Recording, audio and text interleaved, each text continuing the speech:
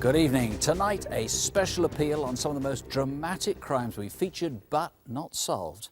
The crimes are all now several years old, but that could just be an advantage. Maybe you missed the first appeal, and maybe with the passage of time, people who were frightened then or were too close to the offender, maybe they'll now feel able to call in. These re-appeals are often brilliantly effective. Crimewatch revisited the murder in 1994 of 9-year-old Daniel Handley. This second broadcast led directly to 2 paedophiles, both of whom are now serving 3 life sentences. And it was at the second attempt on Crimewatch that new clues led to charges on the Russell murders in rural Kent. First tonight, a crime that made national headlines when it happened in 1989. It was a double murder, the shooting of Peter and Gwenda Dixon on a scenic clifftop path on the last day of their summer holidays. After they'd gone missing, a man was seen using their cash card. But despite new evidence from the Crimewatch reconstruction at the time, the crime has never been resolved. The Dixons had been staying at St Bride's Bay in Pembrokeshire, camping at a place they'd visited for years near Little Haven. Tonight, police are revealing new clues, and the couple's son, Tim, explains what happened. The family and myself have been going to Helston Farm since I was a child. It became an annual holiday place for many years, and in fact, when myself and my sister had grown up and stopped going on holiday with our parents, they continued coming on their own, effectively having second honeymoons together. On Monday the 19th of June, Peter and Gwenda arrived for their annual trip, planning to spend a fortnight at the campsite. After a week, they were joined by their son, Tim. In the couple of days that I was down here with my parents, we managed to do quite a few things. We had a good walk along the cliff path on the north side of the bay, where it rained heavily and we all got drenched, but it didn't spoil the spirits at all. It was all part of the fun and the experience. I regret greatly that I didn't take up their offer of staying down there for a few extra days, because obviously things may have been different with 3 people involved. It may not have happened, or it may have happened in a different way. And I regret greatly that I didn't make more of saying goodbye to them that time, because I didn't know that was going to be the last time I would see them. That same day, a local woman was taking her son for a driving lesson up on Dale Airfield, a few miles from the Dixons' campsite. We went down the runway and I noticed a cyclist. Look at that, who's that up there? I mentioned to Robert that it was silly for someone to be on a cliff path on a bicycle. That's really what drew my attention to him. This was one of many sightings of a distinctive man with a bike on the coastal path. Next morning he was seen half a mile away in Marlows, but this time he seemed to have a friend. I went to get the paper from the shop, and what drew my attention to them was that they looked an odd couple. The older chap had everything on his bike, and the young boy was carrying everything. The police have asked me, did I recognise any accent? And I'm afraid I don't. They were heading away from the coastal path, but at some point they split up. 3 hours later, the same witness saw the blonde man on his own. It struck us that, he hadn't gone very far in the time that we'd been gone to town, and we looked round to see if we could see the cyclist, but there was no sign of him. If this could have been you, please ring us straight away. The cyclist, meanwhile, had headed back for the coastal path south to Dale. A Crimewatch viewer contacted police after our reconstruction. I remember my husband stayed in the car while I went to get the ice cream. When I saw him, I felt uncomfortable. He really did look nasty. He had a tanned, sort of dirty complexion, weather-beaten. And his hair was thick, it was dirty, matted. Well, he looked just like a down and out. Thank you. On the way out, I noticed he had with him some sort of carrying case. It was khaki or something, and I remember wondering if it had a gun in it. Well, I didn't see any fishing rods anywhere there. By next morning, he'd moved around to Martin's Haven, towards Little Haven.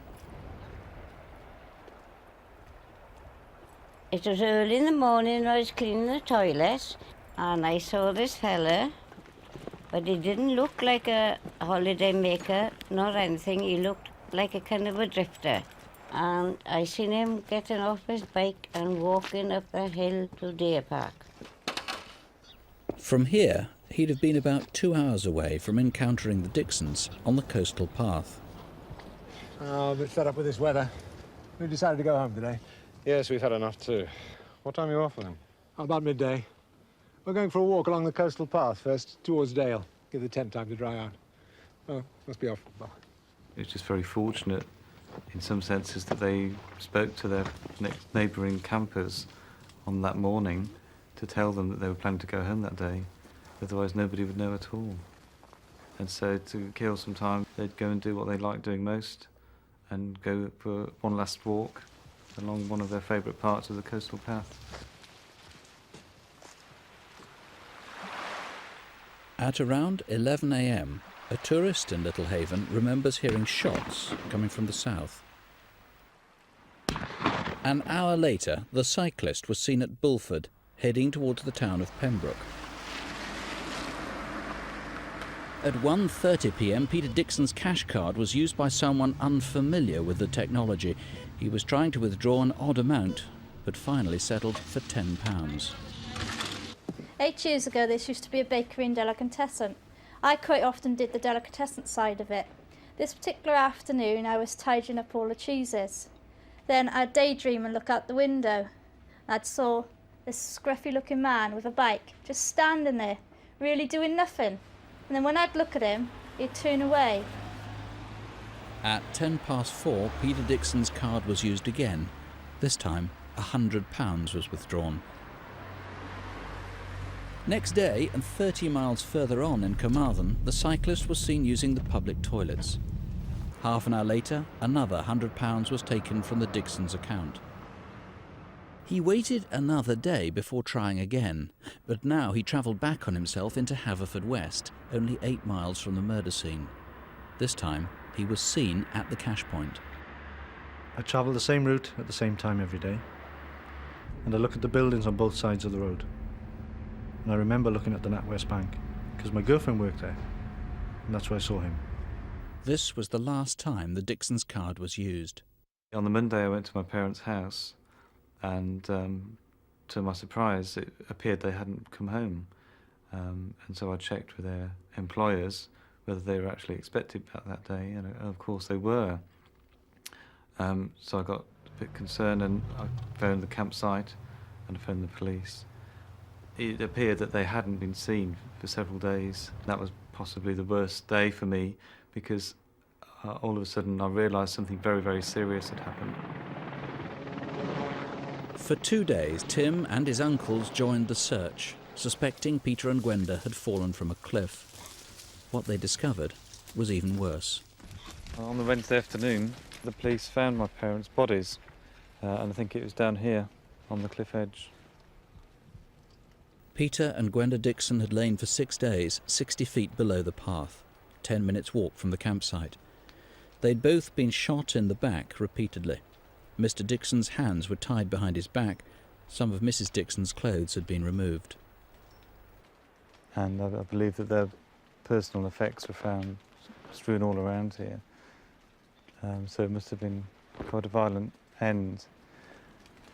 It was just the most unlikely place for anything bad or serious to happen, because it's such a peaceful glade here and it's quiet and you can hear the sea. This is a very private place now for the family, because part of our family's history is now firmly embedded in this spot.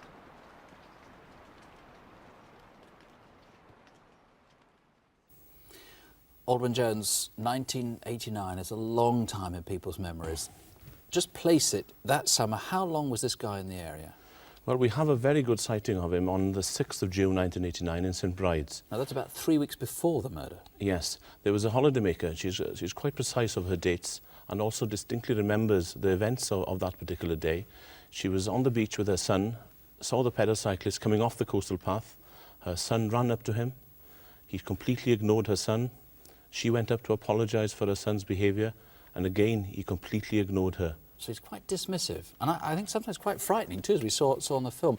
So he was there 3 weeks before the murder. How long after the murder did he leave the area? Do you know? Then there's a sighting on the 8th of July at Marlos, again not far from the murder scene. That's a week after the murder. Over a week after the murders, 3 days after the bodies had been discovered. Again, his appearance and general demeanour frightened 2 ladies who were sitting in a car there. Do you know when he left? We believe that he may well have left the area the following day, which would have been the 9th of July. There's some good sightings of a man of his similar description travelling on the train from Carmarthen towards Swansea on this particular day, and this man also had a bike. You say of this description, I mean, tell us how people would know him today. At the time, he was aged between 30 and 45, so therefore he'd now be in his late 30s and early 50s. We had an offender profile done at the time, which has been recently updated. And again, some of the significant features are a loner, possibly showing violence towards females, at home in the countryside, and familiar with the use of a firearm, a shotgun in particular. Is he the sort of guy who might have confided in somebody, said that he'd done this? He may well have done so. He may have, subsequent to the murders, he may well have served terms of imprisonment for far lesser offences. He may have spoken to possibly a prison inmate, but certainly partners, ex-partners, friends, criminal associates, or even possibly people who may have come across him in a working environment, people working in prisons or people working in hospitals, people of that nature. They may well be able to give us a name for him. Well, I know it's a long time ago, but it's a terribly serious offence. If there's anything you can add to this investigation, please call us right away, 0500 600 600, or call the incident room on 01267 226600. That's Carmarthen, 226600. In March, we asked for your help to find this man, Edward Adler. He was wanted after his uncle Jan Pollock was found murdered. In April, we appealed again, and as a direct result, Edward Adler was arrested. He's pleaded guilty to manslaughter, and he'll be sentenced later this week. 3 years ago, a 10-year-old girl was abducted from a road in Chalfont St Giles in Buckinghamshire and subjected to serious sexual abuse. A brief appeal on Crimewatch produced almost 200 calls, but the culprit wasn't traced. Tonight, this isn't just a re-appeal. There may well have been other attacks, and we know that earlier this year, the same man struck again. This time, he attempted to abduct an 11-year-old from a village street only a couple of miles from the attack in 1994.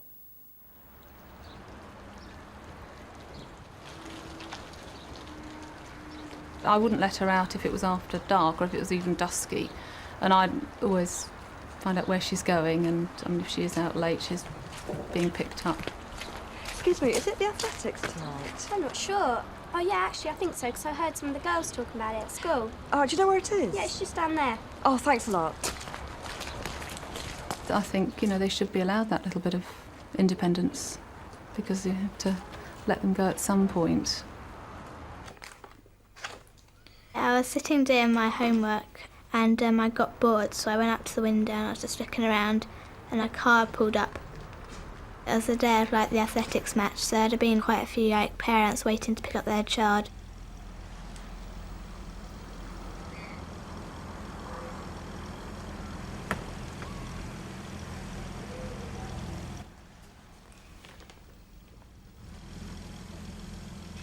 I think initially when he grabbed her, she thought it was someone larking around. She thought it was a friend or an uncle or someone just having a laugh, but then she realised the seriousness of it when he threw her into the car and realised it wasn't someone that she knew. And that's when she fought back and just screamed and kicked and did everything that she physically could. I heard lots of screaming and stuff, so I went back to the window, and then I saw a man trying to get a girl into his car. At the time, I just thought it was like a girl having attention. I initially thought it was an irate father with maybe a misbehaving schoolchild. I was getting more and more uneasy. I saw him full in the face and he did look somewhat perturbed. This is the child's view. The man's being described as being in his mid-40s, between 5'7" and 5'10" tall, medium build with balding, light-coloured hair and possibly a ruddy complexion. I then thought there is something wrong. I think I'll call the police. I tried to block the guy in. I thought, well, if it is an irate father, I'll just have to apologise afterwards. With hindsight, I should have got out and challenged the chap rather than flapping around with a mobile phone. It all happened so quickly, and you just follow your instincts at the time, and I think what he did was fantastic.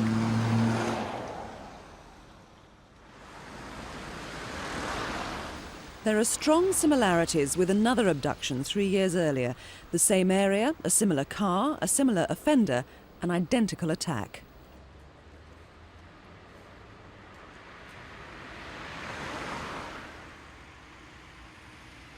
She's a very bright, very articulate, eloquent child. She wasn't worried about walking home on her own. She was quite happy to walk home on her own that day.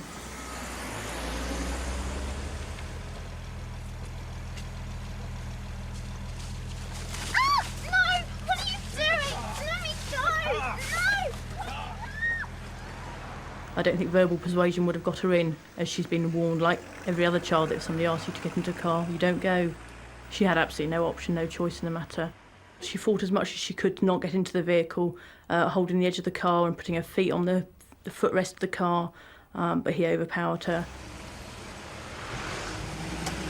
He never used any physical force to keep her in the vehicle, but he didn't need to. He verbally used threats to make sure she stayed in the vehicle. If she didn't do this or didn't do that, then her parents would be killed, her parents would be hurt. He drove for about 20 minutes with his hand on her, holding her down, until he arrived at what she described as an empty-looking, detached house. She describes the house as brick. She said it had 2 roofs, one roof on the house, a sloping roof, and a sloping roof over the porch. She said it had no curtains and no ornaments, and she described it as it looked like nobody lived in it. And it had grass and it had a gravel driveway. The fact that both the attacks were close together in neighbouring villages tells us that either the person who's committed these acts is a local person or is very aware of the local area and knows his way around the area.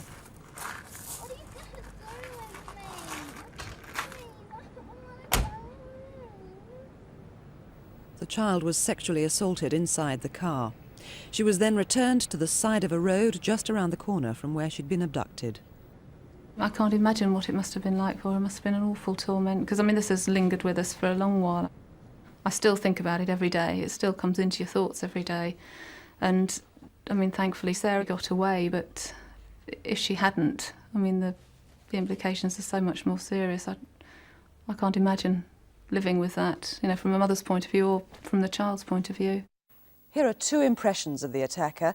He's white, mid-40s, 5'7" to 5'10", medium build and balding with light-coloured hair. The car he drove was a mid-blue Granada estate with the number E428SUG, but we do know that that was false. He knows the area around Amersham. Does he perhaps live or work there? There was a 3-year gap between offences. Had he been in prison? This man must be caught, otherwise he'll just go on abducting children. Please don't sleep on it or expect someone else to call. Call now if you have any suspicions at all. 01296 396 766. That's the incident room at Amersham. 396 766. Now some pictures that might look a bit familiar because we've shown them all before. 3 wanted faces. Where are they tonight? This is Spencer O'Shaughnessy. He's still missing despite our appeal in October. Police need to speak to him about the fatal stabbing of Darryl Aby in Luton in Bedfordshire. Crimewatch calls led police to an address in Nelson in Lancashire, but they missed Mr O'Shaughnessy by minutes. He's 6 foot tall with a scar running down the left side of his face and neck. Do you remember Paul Brennan? As a direct result of the programme, he was arrested and charged with conning the life savings out of an elderly woman. And what's more, another victim came forward who'd also lost money. On the morning of his appearance at Salisbury Crown Court in January, he left to make a phone call and he hasn't been seen since. Where is he now? And finally, Graham Morgan, or maybe you know him by another name. We showed his photo in March in connection with thefts and deceptions. Your calls led police to the South Coast, where he'd been working as a decorator, but he disappeared the day after Crimewatch. Here's another photo of him. He hasn't been seen since March, so if you know where he is, or if you know where any of these three are, do call 0500 600 600, or you can find the local police numbers on page 615 on CFAX. Now a reward of £40,000 and maybe more to catch a sadist, a man who shoots people in cold blood. He was part of a team of robbers who probably split up in the last 3 or 4 years, and maybe someone on the edge of the gang will be ready to come forward and shot the man who's still a danger to the public. The gang was probably most active between 1992 and 1993, and there may be other robberies that still haven't been connected. We'll take the attacks in the order in which they happened, recalled by a detective who's reopened the investigation, in readiness for calls tonight. Prior to December 1992, we were unfortunate to have a run of serious armed robberies in the Doncaster area. There were several similar features. First of all, the attacks were cash in transit attacks, and the type of vehicle used by the offenders, in most cases Montego, Rover type vehicles, the vast majority of which were set on fire shortly after the offences were committed. In 7 months from May, there were half a dozen robberies. Then Crimewatch was called in. On that particular morning, it was just a normal day's work to do, and you look forward to it. 10-4, over and out. I really did enjoy doing the work, because what happened was you met an awful lot of people, and you could have a joke with most of them, and you could have an extremely pleasant day.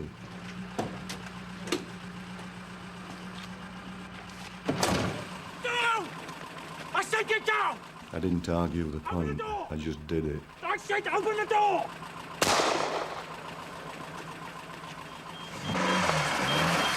Open the door!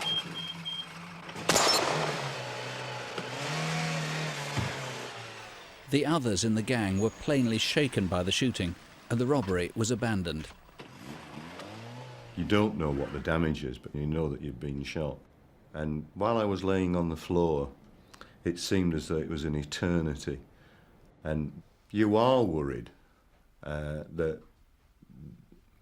you could have died. We were unsure as to the mentality of the individual that pulled the trigger. The security guard, of course, almost lost his life, and it was quite obvious the potential was there for the next incident, for the offenders to discharge a weapon yet again and kill someone. Maybe the gang had been unsettled by the shooting. At any rate, for 10 months, nothing more was heard from them. But in October 1993, in Rotherham... Yeah, look at him over there in that car. He looks like a kidnapper to me.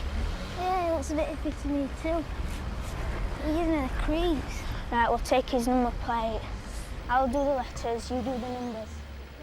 This brand new Citroën Xantia had recently been stolen from a garage near Keighley. The two boys were unable to give us an e-fit of the driver, but significant features are that he had 2 scars on his face. One about ½ an inch long by the side of his left eye, and the other about 2 to 3 inches long across his right cheek. About the same time, 100 yards away, a security van was making a delivery to an old people's home.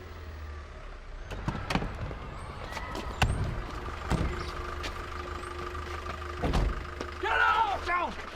Get his money out! Open it! Throw his legs off! Get his money! The driver accelerated away and the robbery was foiled. Soon afterwards, someone saw what may have been one of the getaway cars, a red sports car, possibly a Toyota Celica. We firmly believe that the vehicle belonged to one of the actual robbers. The vehicle itself is not the normal type associated with armed robberies. The driver is described as a white male, at that time in his late 20s, which would of course make him in his early to mid-30s. Then, a month later, 70 miles away across the Pennines, just outside Burnley.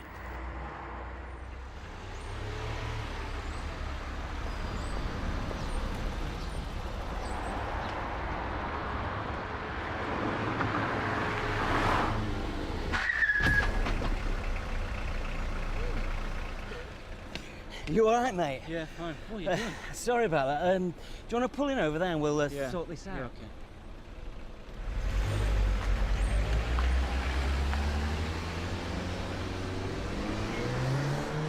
Little wonder the Citroën driver didn't stop. This was the stolen Xantia reported by the schoolboys near the robbery in Rotherham a month before. Nearby in Accrington, within an hour, a white Montego was stolen. It was used the following morning in a robbery 15 minutes drive from where it had been taken. Now don't move!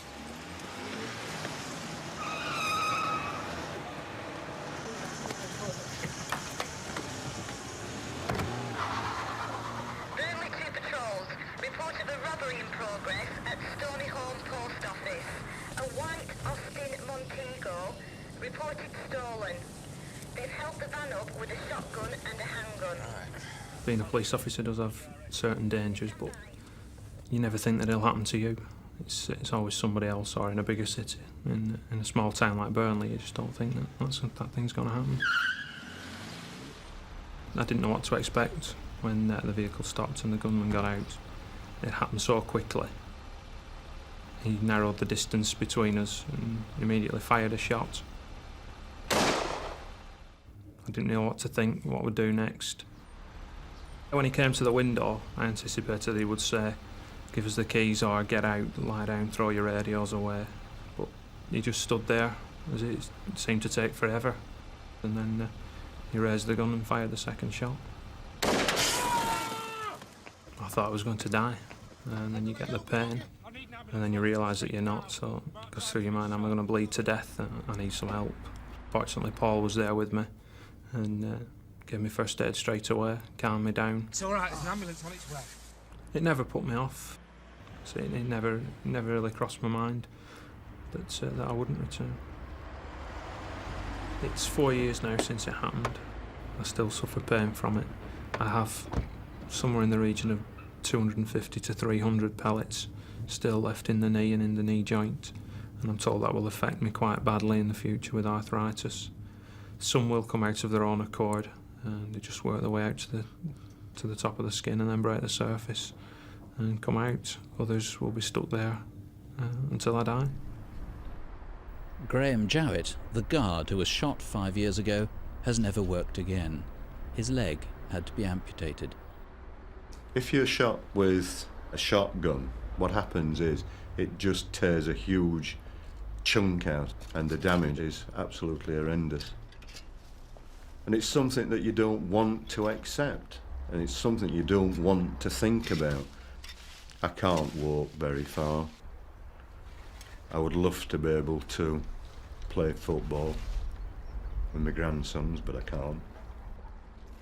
I sort of felt that it was the end of the world. Annie Roper, what do you think is going to come out of this appeal? We now have combined the information from 3 serious offences, and I am convinced that the gunman, and indeed his associates, will have boasted to their colleagues, wives, partners, about the offences which they have committed. Can you protect the identities of people who come forward with information? I will deal with any information in the strictest of confidence, as will my colleagues. I will give a guarantee that if any caller would like to speak to me personally, I am prepared to speak direct to them. Now, a girlfriend, someone just who knows this guy socially may call in out of public spiritedness. Other people may be tempted by the reward. I mentioned it at the beginning. Just tell us how big it is.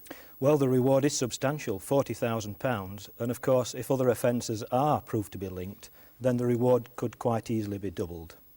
I would appeal to members of the criminal fraternity, relatives, associates, perhaps past team members, people that were on the fringes of committing these crimes, who may feel disgusted about the way the gunman acted, to come forward and pass us the information that will assist solving these crimes. We've got descriptions of at least 4 of the men. People may be able to piece bits of this jigsaw together. We have 4 descriptions of some of the individuals involved, and those pictures combined with the information about the Xantia motor car and the sporty type car, I feel sure will lead some members of the public to call us tonight. Mr. Roper, thank you very much. Do call if there's any way you can help. Remember, that reward is massive, £40,000, maybe more, for information that leads to a conviction. You can call in confidence to Mr. Roper personally if you want.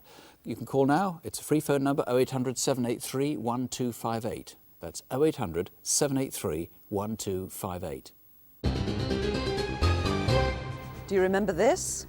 The clues are now so strong, someone is surely bound to recognise him in the next few minutes. The gunman targeted small building societies and terrified the staff. Steer, where'd you keep the cash? A Crimewatch viewer recognised him and led the police to this man, Derek Wormold. He pleaded guilty and was sentenced to 9 years imprisonment. 9 months ago, we featured the murder of 82-year-old Isabelle Gray in Crossgates, Leeds. There were over 200 calls to the programme, and as a result, a key suspect was eliminated. But since then, new clues have emerged. Miss Gray was an elderly lady, lived alone and was absolutely incapable of defending herself. Our reconstruction showed Miss Gray returning from shopping and parking her mobility buggy at the back of her house in Alsthorpe Road. Then, later that afternoon, I saw a guy knocking on a door, concentrating on the downstairs window as if he was waiting for a response. that man has never come forward. Miss Gray's body was found at lunchtime the next day. Her back was broken and there were signs of a sexual assault. Since that Crimewatch appeal, it's now known there'd been a gang operating in the area, and maybe the man with the clipboard was part of it.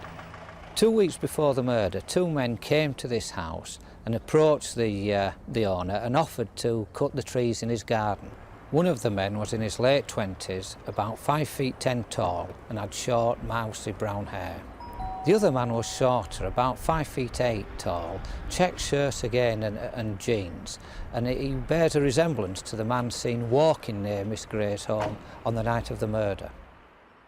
That night, a white van was parked around the corner from Miss Gray's house. Once inside that house, the offenders probably beat Miss Gray to make her disclose where she'd hidden her valuables. In the attic to the premises, there were 2 sets of footprints. One of these footprints was made by an Adidas marathon trainer and the other by an Adidas LA trainer, and each of these shoes were only made in one colourway. The keys to Miss Gray's house were left on the staircase, and I believe they were left there by the murderers. If someone's been burgled, and there's been violence used, and there's been keys left on the staircase, please get in touch with us. It's probably connected with the murder of Miss Gray. If you have any information, please call us now, 0500 600 600. Or try the incident room, 0500 040 999. Another free call number, 0500 040 999. 7 years ago, almost to the day, Patrick Hurling was murdered in Hertfordshire. It was a particularly unpleasant crime, but for legal reasons, Crimewatch could only appeal obliquely at the time. Tonight, we can show you a full reconstruction. And believe it or not, about 95% of murders are eventually solved, and police aren't giving up on this one. A new incident room has been set up, and they hope that this new appeal will jog memories and reawaken someone's conscience. Everyone expects to lose their parents in a natural way. Maybe I could have understood it if he had had a heart attack. I still remember everything. The numbness, the hurt, the pain. Why? Why did he die like that? Pat Hurling's third marriage was coming to an end, and a week before he died, he went out with a girlfriend from his early days as an accountant. Oh, it's so nice to see. It's really nice. I'd known Pat for about 15 years. We always got on so well. We seemed to click. You only had to phone, he'd always be there. You know, nothing was ever too much trouble for him. He was a brother, a friend, a companion. Salute. I cared for him very, very much. And during the course of that evening, we discussed that we might get together. It's like a part of your life that's just gone. It's like losing your best friend.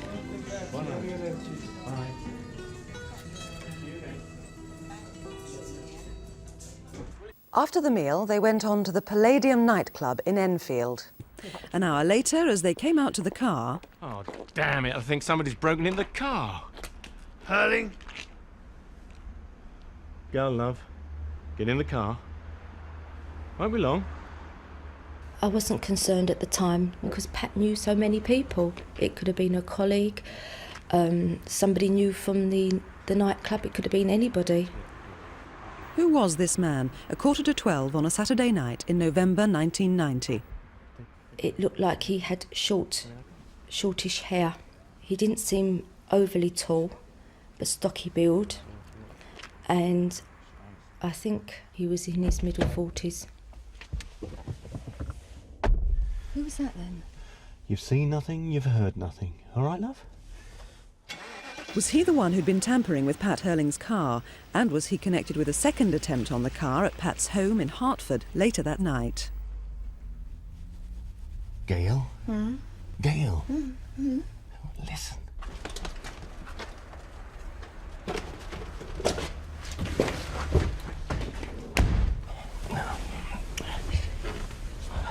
It's probably only the cat. On the Sunday we noticed that the car had been disturbed. When we looked into the car, his briefcase had been opened. Whether this has got anything to do with Patrick's murder, I honestly don't know. A few days later, at the girlfriend's home in Chingford, Essex. I noticed a white old cream estate car parked outside the flats where I lived. This car had been there a couple of times that week in the same spot. Pat had mentioned he'd been chased in previous weeks by 3 men. They had a white estate car. Was this the same vehicle? Hello? 5:30 p.m, Friday the 30th of November 1990. Pat's last day alive. I worked with Pat for 23 years, up to the time of his death. Considering you've been in the pub all day. During which time he did become like a brother to me. I'd like to make 2... The Friday before Pat died, he was in a really good mood. I'm going to meet Dave over at the pub. Yes, it's 2 tickets. Yeah, there you go. Just for you, love. Right, I'm going to make a phone call, all right? And Pat made 3 phone calls in the course of the evening. There was no time that I thought he'd been disturbed by any of the phone calls or they were anything unusual. He loved to make phone calls. Okay. 2 of the calls are accounted for, but who else did he ring? Did he arrange to meet someone? All right. Anybody fancy going to Charlie Chan tonight? Not tonight. Oh, all right. Perhaps it's better. Things seemed so good for the future that it was very hard to find out the next morning that he was dead. I think the thought that he was on his own because he hated to be on his own. I found that quite upsetting. He must have been so scared. 10 minutes later, outside the Angel pub in Waltham Abbey. My boyfriend was taking me home earlier that night, so it would have been around 10:30 that we got to the Sun Street area. I recognised Pat from working with him, and I was just curious as to who the passenger was. Who was the woman with the dark, wavy hair? Could it have been you? By the time Pat had reached Hertford, he seemed to be alone. You been busy tonight? Not that busy. Later on, perhaps. Yeah, down to pick up. Thank you. Thank you. Bye-bye. Bye-bye. At any rate, he ordered fish and chips for 1. Well, I'd been out with some friends and they dropped me off just past my house. It was about 11 o'clock at night. I noticed the BMW coming up from the Hertford direction and I realised it was Patrick. As a neighbour, we didn't really see a great deal of each other. He kept himself to himself. Looking back on it, this is probably one of the few, if not the only occasion, that I ever actually saw him smile.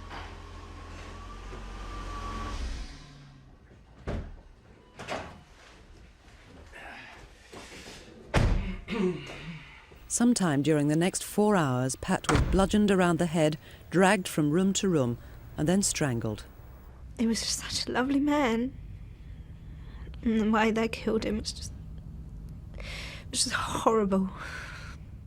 And I just remember going through every stage of the way they killed him. His gold and diamond ID bracelet was stolen, inscribed with his name, Pat.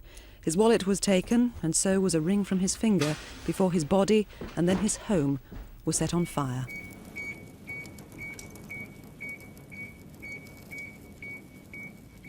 The biggest question in my life is why. Why his parents lost him when they shouldn't have done. Why he wasn't there to see the rest of his children grow up. Greg Cooper, 7 years almost to the day since that gruesome murder. Why are you reopening the inquiry now? Well, we're convinced that this murder is solvable, and recent indications show that that could well be the case. So you have some new leads? We do, yes. 2 weeks after Pat was murdered, a couple went into a jeweller's shop in Dartford in Kent and tried to sell his gold identity bracelet. Now, we have the exact replica here. How much was the original worth? Well, the original was worth about £4,000. It had 25 four-point diamonds making up Pat's name in capital letters. Now, they actually walked out of the shop taking it with them, didn't they? So you want to hear from them and anyone who may have seen that bracelet since then, of course. What more do you know about this couple? Well, we know that the man spoke with a southern accent and did use some sort of slang when he was speaking. I would urge that couple to come forward to contact us. They are crucial to this investigation. I can assure them that they don't have to worry about handling stolen goods, but I desperately want to hear from them. I've asked them to phone in. Now, another crucial sighting that hasn't actually been revealed until now, and that is near Pat's home in Bengio Street the night he died, December the 1st, 1990. What's significant about this van? Well, this van passed the murder scene about 4:30 a.m. in the morning. It was driving quite fast. It was on dip beam. There was 2 men in it, and of course we know that there was probably at least 2 men involved in the murder. And they were described as white, I think late 20s, early 30s. One may have had a moustache. What more do you know about the van that they were driving? We know that it was a clean, unmarked van fitted with a grille similar to ones of 1990 age. Now, Patrick wasn't squeaky clean himself. What more information would you like about his life? Well, we know that Patrick may have been involved in some sort of shady money deals, and the events at the Palladium nightclub a week before he was murdered would seem to confirm that. Unfortunately, the Palladium nightclub is no longer there, so I'd like to hear from anybody that could have been there the 24th of November 1990 that may have seen Patrick with this man. I'd ask them to call in tonight. And briefly, what would you say to someone who does harbour suspicions tonight about someone? Well, Pat Hurling died a cruel and brutal death. I'd urge anybody, for the sake of his family, for his friends, to ring in tonight with information. Greg Cooper, thank you. Please help if you know anything about this. There is a £15,000 reward here. Pat Hurling faced a terrible ordeal the night he died. Please call if you can help. The number is 01707 33 5500. That's Welwyn Garden City 33 5500. Or you can call us here on 0500 600 600. That's all we've time for, but the lines are staying open until midnight, and you can find incident room numbers on CFAX on page 615, or maybe email us at Crimewatch at the BBC. That's cwuk@bbc.co.uk. And if you've any information on a crime we haven't covered, try calling Crime Stoppers on 0800 555 111. That's a free call number, 0800 555 111. There'll be no update tonight, but we'll be able to tell you more about what's happened in our next regular Crime Watch in 2 weeks' time. That's at 9:30 here on BBC One on Tuesday the 16th. And maybe after all this time, some of the cases featured tonight will yield results. So don't have nightmares. Do sleep well. Good night. Good night.